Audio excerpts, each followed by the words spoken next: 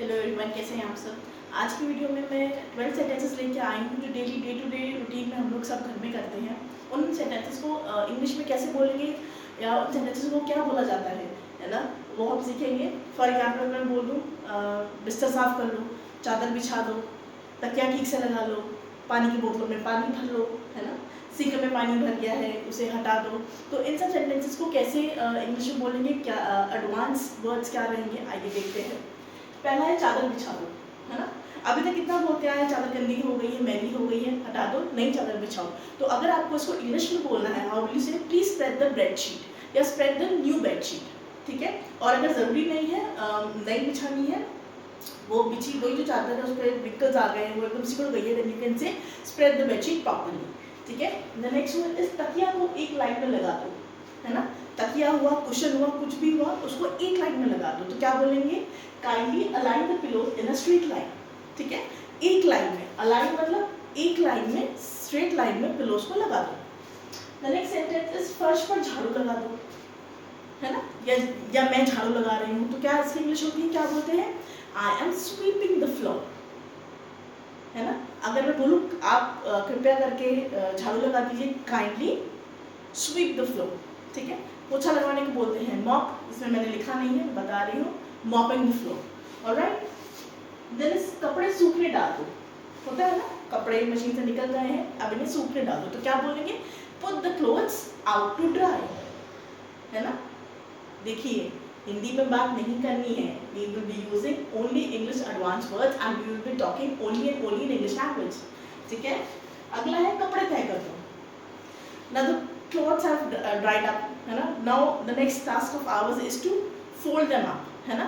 तो कपड़े को तह कर दो या कपड़ों को तह लगा दो को बोलेंगे fold the clothes neatly, अच्छे से तह लगा दो, है ना। क्या आप फोल्ड ही तो करते हैं ना क्लोथ्स को, तो सब बोलते हैं fold the clothes neatly। घर की धूल साफ करो, है ना, घर में बहुत धूल जम गई है, तो आप क्या बोल सकते हैं, do the dusting, या आप बोल सकते हैं dust the house, ठीक है। एक लेयर जम जाती है ना डस्ट की, तो आप ये बोल सकते हैं। कचरा बाहर फेंको, dispose of the trash. Dispose मतलब टू गेट रिड ऑफ, हटा दो, निकाल दो, ठीक है, dispose of the trash.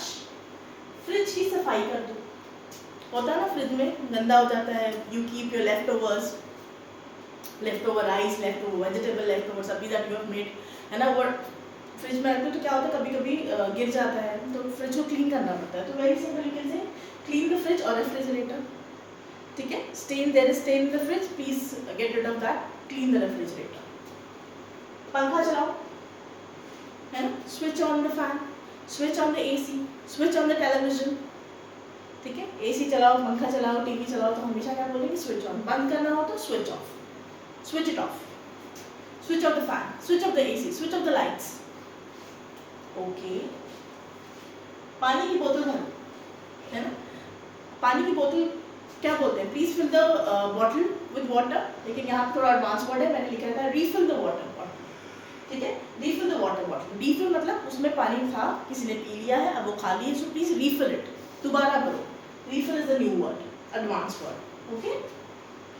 Sink से पानी निकालो, है ना, सिंक में पानी इकट्ठा हो गया है, so what I going to say in English, you will say drain the sink, drain, DRAIN, ठीक है। दीवार से जाले हटा दो, है ना। दीवार पे जाले लग जाते हैं, तो जालों को क्या बोलते हैं, कॉबवेब्स, और अगर बोलना जाले हटा दो तो remove the cobwebs from the wall. See the video was so simple, ठीक है, बहुत सिंपल था। कुछ मैं ये वर्ड्स लेके आई थी, सेंटेंसेस लेके आई थी डे टू डे लाइफ से।